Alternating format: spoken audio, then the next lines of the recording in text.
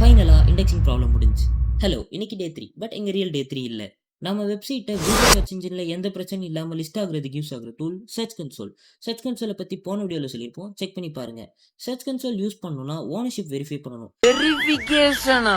அதுக்கு அவங்க குடுக்குற லிங்க்க நம்ம வெப்சைட்ல போட்டு வெரிஃபை பண்ணணும்.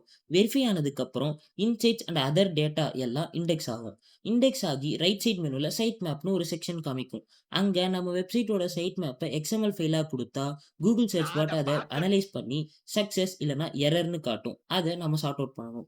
நெக்ஸ்ட் ஸ்டெப்பா பேஜஸ் டிடெக்ட் ஆகி இண்டெக்ஸ் ஆகணும். அதுக்கு யூஆர்எல் இன்ஸ்பெக்ஷன் டேப்ல லைவ் டெஸ்ட்னு ஒரு ஆப்ஷன் இருக்கும். அங்க நம்ம பேஜஸோட யூஆர்எல்ல தனித்தனியா குடுத்து லைவ் டெஸ்ட் பண்ணணும்.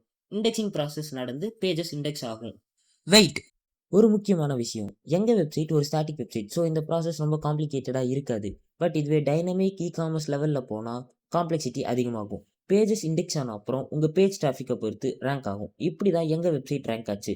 இதுல வேற ஏதாவது டவுட் இருந்தா கமெண்ட் பண்ணிட்டு அப்படியே அந்த லைக்க தட்டி விட்டுட்டு போங்க. அடுத்த வீடியோல பார்ப்போம். பாய்.